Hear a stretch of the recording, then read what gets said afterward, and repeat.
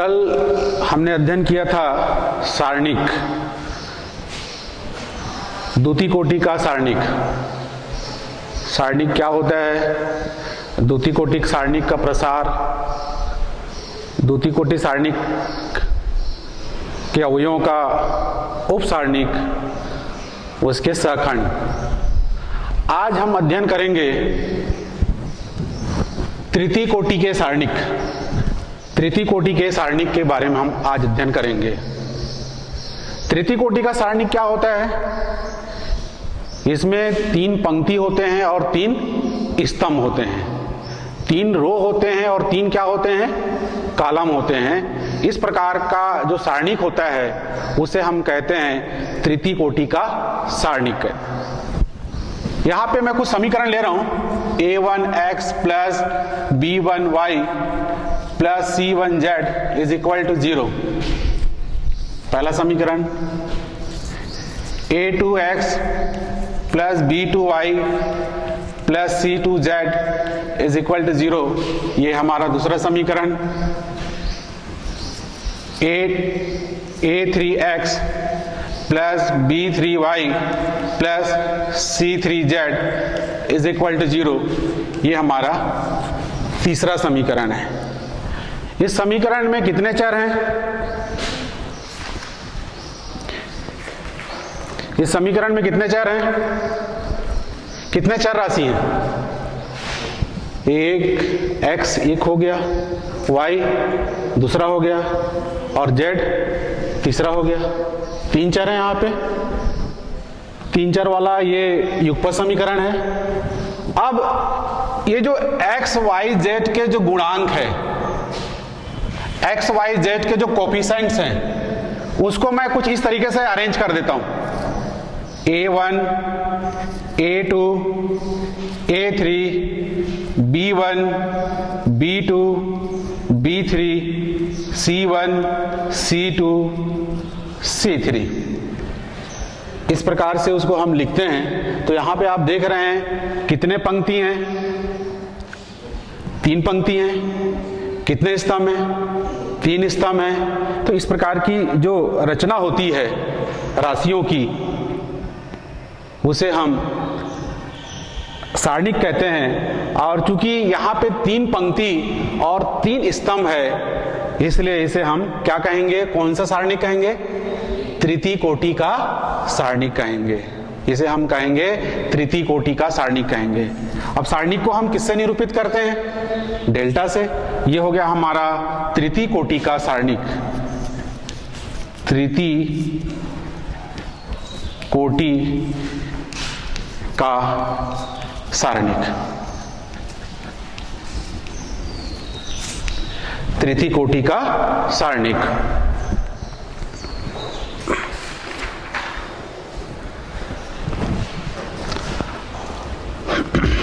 अब इसके जो अवयव होते हैं उसके लिए हम इस प्रकार से इंगित करते हैं। a11 a12 a13 a21 a22 a23 a31 a32 a33। ये हमारा कौन से कोटि का सारणिक है? ये कौन सा कोटि का सारणिक है? तृतीय कोटि का सारणिक है। कितने पंक्ति यहाँ पे? ये क्षैतिज के जो अवयव हैं, हॉरिजॉन्टल जो एलिमेंट्स हैं, हॉरिजॉन्टल में जो एलिमेंट्स रखे गए हैं क्षैतिज में, वो क्या कहलाते हैं? पंक्ति कहलाते हैं। क्या कहलाते हैं वो? पंक्ति।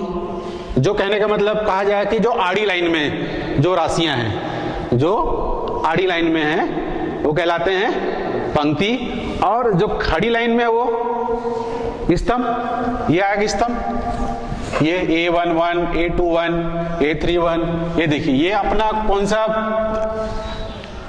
पंक्ति हो गया? पहला पंक्ति। जैसे मैंने आपको कल बताया था कि पंक्ति को हम अंग्रेजी में क्या कहते हैं? रो।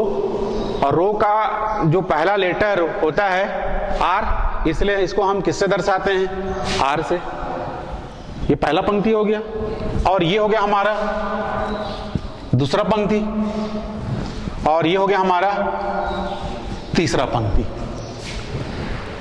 अब देखिए कॉलम या हम हिंदी में उसको स्तंभ कहते हैं, अंग्रेजी में कॉलम का पहला लेटर क्या है? सी। पहला लेटर उसका सी है, इसलिए इसको हम सी से निरूपित करते हैं। ये हो गया हमारा पहला कॉलम या पहला स्तंभ। ये हो गया हमारा दूसरा कॉलम, दूसरा स्तंभ। ये हो गया हमारा कौन सा कॉलम? तीसरा कॉलम। ठीक। और ये जो राशियां हैं A11, A12, A13, A21, A22, A23, A31, A32, A33, ये सब सारणी के क्या कहलाते हैं? अवयव कहलाते हैं। क्या कहलाते हैं ये? अवयव। ये सब सारणी के अवयव कहलाते हैं। इसको हम सारणी के अवयव कहते हैं। अंग्रेजी में इसे एलिमेंट कहा जाता है।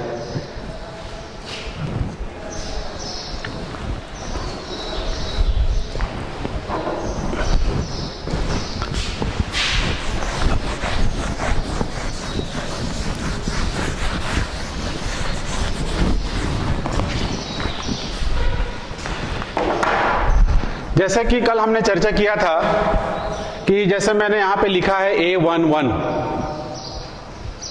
ये जो 11 है, ये जो एलिमेंट है, जो अवयव है, उसकी स्थिति को इंगित कर रहे हैं। क्या बता रहे हैं? उसकी स्थिति को इंगित कर रहा है। जो पहला नंबर होता है वो होता है किसके लिए होता है? पंक्ति के लिए। और जो दूसरा नंबर होता है किसके लिए होता है? स्तंभ के लिए होता है। पहला नंबर जो होता है पंक्ति के लिए और जो दूसरा नंबर होता है स्तंभ के लिए। जैसे ये A11 है, मतलब ये अवयव की पोजीशन को बता रहा है कि ये जो एलिमेंट हमारा कौन सा पंक्ति में है? पहला पंक्ति में। पहला नंबर किसके लिए?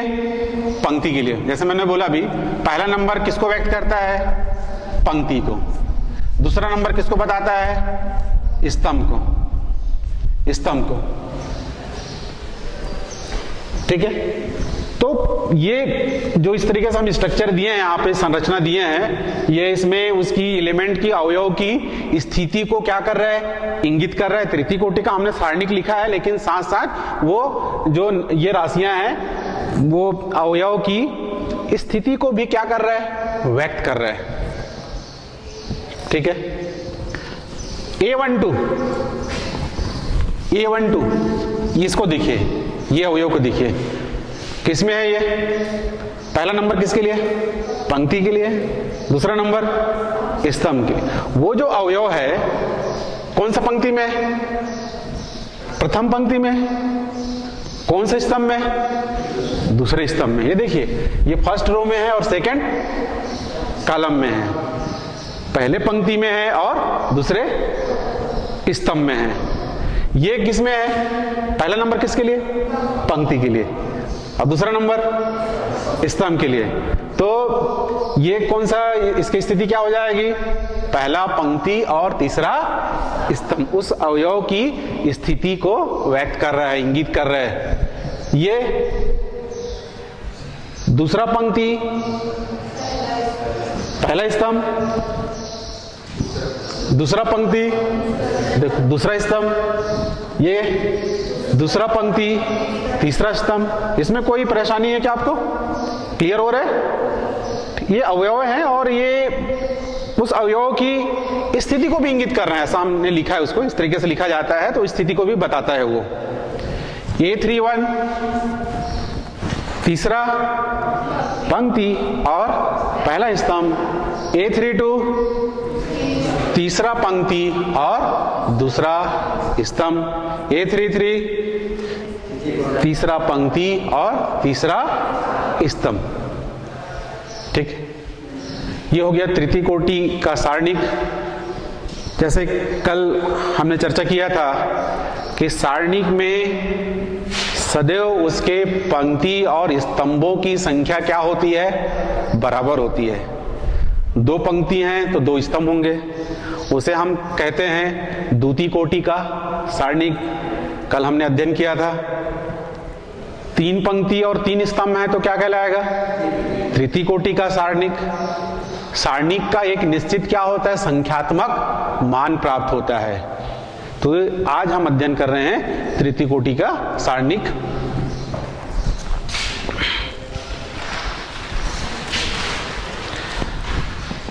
अब हम उप सारणिक और सखंड पे चर्चा करेंगे। उप सारणिक और सखंड पे चर्चा करेंगे। उप सारणिक क्या होता है? कल जैसे हमने द्वितीय कोटि का सारणिक में देखा था, पहले हम थोड़ा सा द्वितीय कोटि का ले लेते हैं। जैसे कि हमारे पास A11, A12, A21, A22 एक हमारे पास सारणिक है। ये कौन सी कोटि का सारणिक है? द्वितीय कोटि का सारणिक है। कितने पंक्ति हैं? कितने स्तंभ हैं? 2 पंक्ति और 2 स्तंभ है। ये हमारा है द्वितीय कोटि का सारणिक। तो उप सारणिक हमने क्या बताया था कल? जैसे कि ये अवयव है, ये अवयव है। अवयव या इसको अंग्रेजी में हम एलिमेंट कहते हैं। अवयव A11 का उप सारणिक, उप सारणिक A11 का उप सारणिक। क्या बताया था हमने? क्या करना है इसके लिए? ये अवयव जिस पंक्ति में है और जिस स्तंभ में है उसको हमें क्या करना है? छोड़ देना है। जो अवयव बचेगा वही उसका क्या कहलाएगा? उप सारणिक कहलाएगा। अब देखिए A11 जो है ये कौन सा पंक्ति में है? पहला। तो इसके अवयव को छोड़ दीजिए, छोड़ना है उसको। कौन से स्तंभ में है? कौन से स्तंभ में है? पहले स्तंभ में है। पहले स्तंभ में ये, इसके अवयव को छोड़ दीजिए, आप उसको ड्रॉप कर दीजिए। अब जो बचा अवयव कौन सा बचा? हाँ, A22 बचा। ये हो जाएगा अवयव A11 का उप सारणिक। ये हो जाएगा A22। ये द्वितीय कोटि के लिए हो गया। अब हम देखते हैं तृतीय कोटि के सारणिक के अवयवों का उप सारणिक।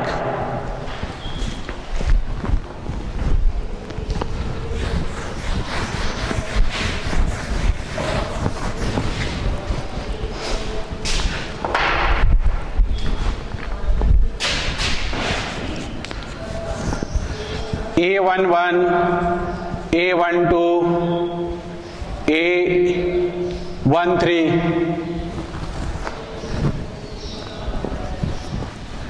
A21, A22, A23, A31, A32, A33।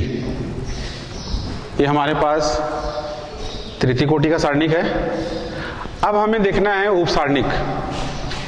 ये अवयव है। अवयव A11 का उप सारणिक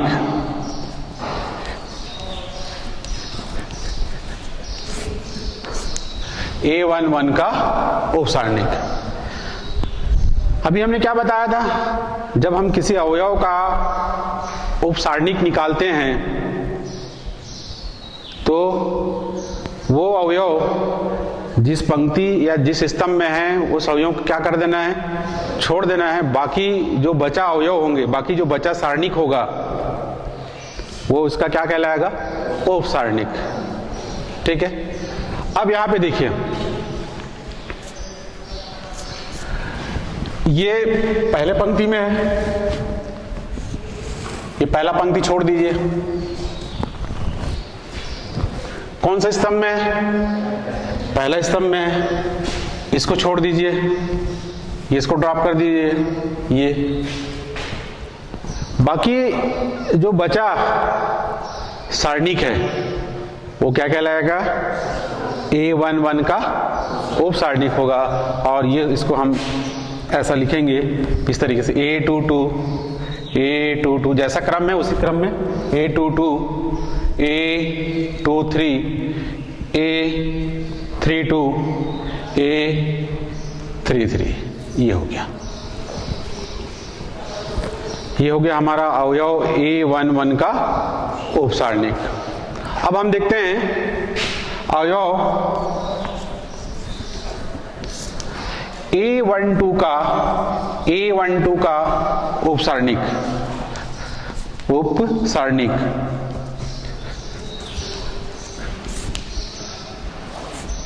ये A12 का, ये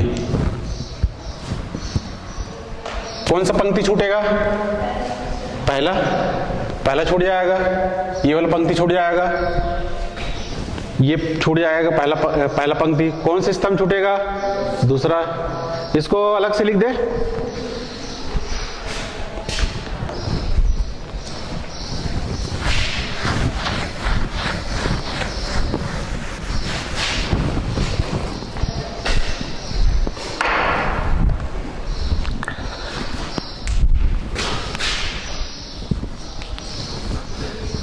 A11 A12 A13 A21 A22 A23 A31 A32 A33, ये हम किसका उप सारणिक बता रहे हैं, A12 का, इसका हम उप सारणिक बता रहे हैं। तो हमको किसको छोड़ना है, पहले पंक्ति के अवयवों को छोड़ना है और दूसरे स्तंभ के अवयवों को छोड़ना है। ये हम इसको छोड़ देते हैं, ये इसको छोड़ दिए पहले पंक्ति का, और दूसरे स्तंभ के अवयवों को छोड़ देंगे। तो क्या बचा, A21 A23 A31 A33, ये हो गया हमारा A21 A22, सॉरी ये A22 नहीं है, A23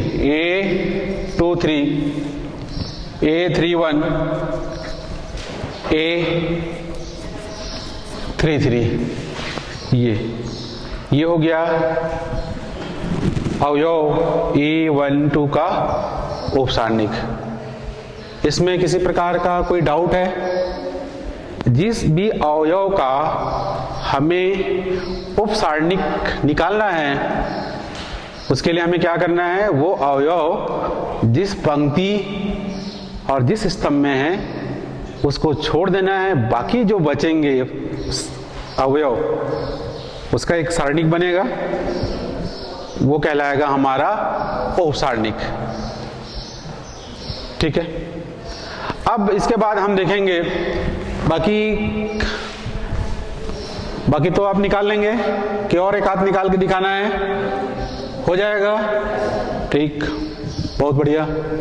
अब इसके बाद हम देखेंगे सखंड। उप सारणिक को जैसे मैंने कल बताया था कि उप सारणिक को हम अंग्रेजी में क्या कहते हैं, माइनर, क्योंकि माइनर का पहला लेटर क्या है, एम है, तो उसका इस्तेमाल होता है फार्मूला में, इसलिए थोड़ा सा हमको कुछ चीजों का अंग्रेजी नाम जानना जरूरी है। सखंड को हम अंग्रेजी में क्या कहते हैं, कोफैक्टर। कोफैक्टर का जो पहला लेटर है वो क्या है, सी है, तो हम कोफैक्टर के लिए सी का इस्तेमाल करते हैं। किताबों में कहीं पे ए का भी इस्तेमाल किया है, उसमें कोई दिक्कत नहीं है।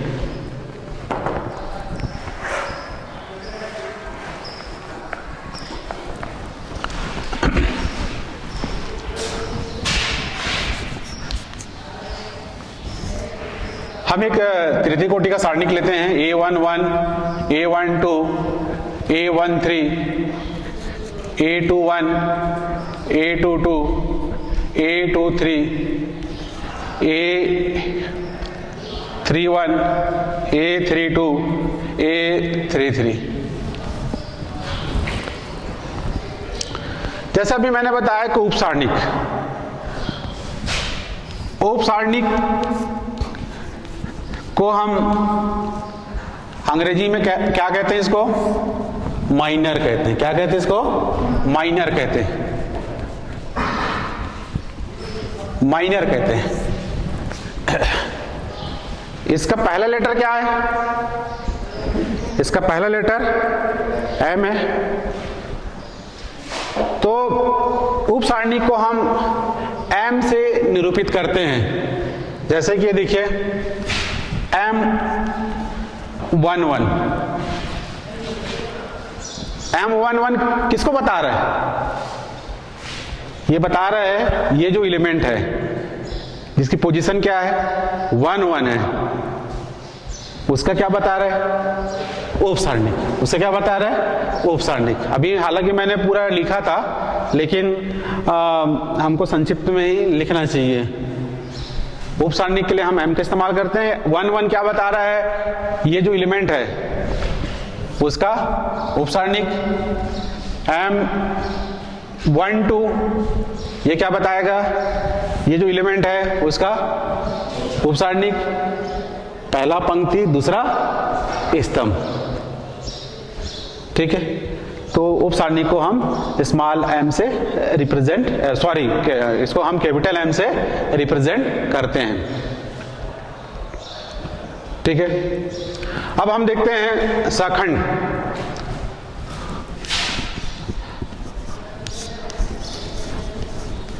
किसी अवयव का सखंड, सखंड के लिए जैसे कल मैंने एक फार्मूला बताया था आपको, ये आई किसके लिए है? पंक्ति के लिए है। जे किसके लिए है? स्तंभ के लिए है। ये हमने फार्मूला बताया था, -1 to the power I plus J into M I J, M I जे।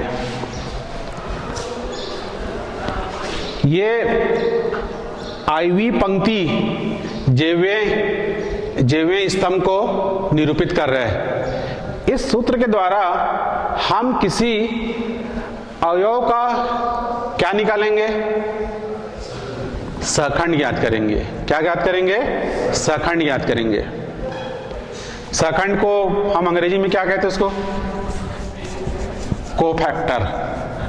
इसको हम अंग्रेजी में कोफैक्टर कहते हैं, इसलिए किताबों में कई जगह इसको सी से भी निरूपित किया गया है। अब जैसे कि देखिए ये अवयव है A11, अवयव A11 का सखंड,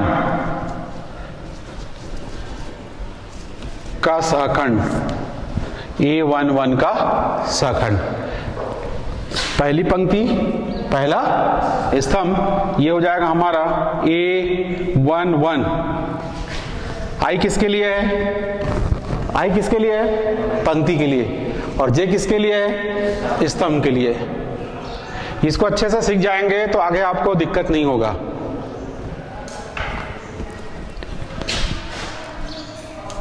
-1 टू द पावर आई के प्लेस पे क्या आएगा? बताएंगे। आई के स्थान पे 1 आएगा, जे के स्थान पे 1। बहुत अच्छा।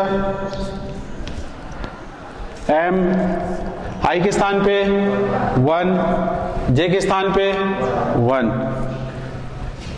ये जो M11 है ये किसको बता रहे हैं? उपसारणिक को। किसका? ये अवयव का। ठीक, अब देखिए यहां पे -1 टू द पावर 2, 1 + 1 2। अब इसका उपसारणिक ये छूट जाएगा, ये छूट जाएगा, ये आएगा इसका उपसारणिक, ये A22 A23 A32 A33 ये हो गया अवयव A11 का, वो ये जो चीज है उसका क्या हुआ, उपसारणिक। और ये पूरा मिलके हमें क्या मिलेगा, सखंड मिलेगा।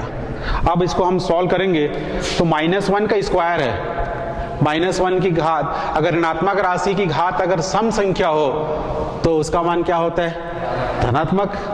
और ऋणात्मक राशि की घात अगर विषम संख्या हो तो मान हमें क्या प्राप्त होता है, ऋणात्मक। तो यहाँ पे मान हमें क्या प्राप्त होगा, धनात्मक, धन 1, और उसका गुणा हम इसमें करेंगे तो कोई फर्क पड़ेगा क्या, कोई फर्क नहीं पड़ेगा। तो इसको हम लिखेंगे A22 A23 A32 A33, ये हमें प्राप्त हो गया। ये एक्चुअल में क्या है, ये वास्तव में क्या है, ये जो है इस अवयव का क्या है, उपसारणिक है। क्या है ये, उपसारणिक है। तो इसको क्या हम ऐसा नहीं लिख सकते क्या, M11 नहीं लिख सकते क्या, बोलिए, लिख सकते हैं। तो हमने क्या पाया, हमने ये पाया कि A11 इज इक्वल टू, हमने क्या पाया, M11। यहां पे आप एक चीज देखिए कि जब इसकी घात अगर सम होगा तो हमें क्या मिलेगा, धनात्मक मिलेगा, और विषम होगा तो क्या मिलेगा, ऋणात्मक मिलेगा। तो यहां देखो, ये देखिए 1 और 2 क्या, 1 और 2 क्या हो जाएगा, इसका योग क्या हो जाएगा, 3। यहां पे क्या मिलेगा, विषम, ऋणात्मक मिलेगा। ये 3 और 1 4, धनात्मक मिलेगा। 2 और 1 3, यहां ऋणात्मक मिलेगा। यहां पे धनात्मक, यहां पे ऋणात्मक, यहां पे धनात्मक, ये ऋणात्मक और ये धनात्मक। ठीक है, तो इस तरीके से बाकी और जो अवयव हैं उसका आप सखंड आप ज्ञात कर सकते हैं, हो जाएगा। क्योंकि ये अच्छे से अगर आप इसको क्लियर कर लेंगे, इसको अच्छे से सीख जाएंगे, तो अभी सारणिक में तो काम आएगा ही, साथ में इसका उपयोग मैट्रिक्स चैप्टर में भी बहुत ज्यादा है। सखंड का इसका काम मैट्रिक्स भी वहाँ पे भी उपयोग में आएगा। इसको अच्छे से सीखना है। किसी प्रकार का कोई डाउट है तो इसको और क्लियर कर लीजिए अभी।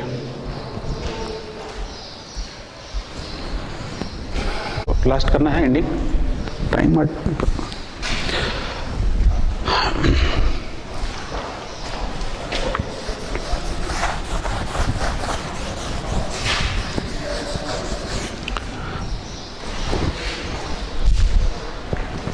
तो इसी तरीके से इस सूत्र के द्वारा हम बाकी सभी अवयवों का सखंड ज्ञात कर सकते हैं। इस पे आपको बस ध्यान रखना है यहाँ पे। अब यहाँ पे आप जैसे कि देखते हैं कि जब आपको यहाँ पे उपसारणिक मिला, कितना कोटि का था, द्वितीय कोटि का मिला था। द्वितीय कोटि का जो सारणिक है उसका मान ज्ञात करना, उसका प्रसार ज्ञात करना कल आपने सीख चुका है, तो भी मैं थोड़ा सा बता देता हूं। जैसे ये आपके पास है 2 3 1 4, ये कौन सी कोटि की सारणिक है, द्वितीय कोटि की सारणिक है। ये कौन सा विकर्ण है, कल हमने पढ़ा है, मुख्य विकर्ण है ये, और ये दूसरा विकर्ण हो गया। तो इसका हम मान कैसे ज्ञात करते हैं, हाँ, मुख्य विकर्ण के अवयवों का गुणनफल, मुख्य विकर्ण के अवयवों का गुणनफल 2 गुणा 4, 2 गुणा 4। उसके बाद हम क्या लेते हैं, माइनस साइन, ऋण चिन्ह, फिर शेष अवयवों का गुणनफल, ये हो जाएगा 1 गुणा 3, 2 4 8, ऋण 3 बराबर 5। इस प्रकार से हम द्वितीय कोटि के सारणिक का प्रसार ज्ञात कर लेते हैं, उसका मान। क्योंकि यहाँ पे तृतीय कोटि का सारणिक जब हल करोगे तो उसके जो सखंड है वहां पे ये आएगा, तो उसको हमको हल करना है, उसको हमको हल करके द्वितीय कोटि के सारणिक का मान ज्ञात करना है, फिर इसके साथ इसमें मल्टीप्लाई करना है, तब जाके ये हमें क्या मिलेगा, सखंड, जिसे हम अंग्रेजी में क्या कहते हैं, कोफैक्टर कहते हैं। ठीक है।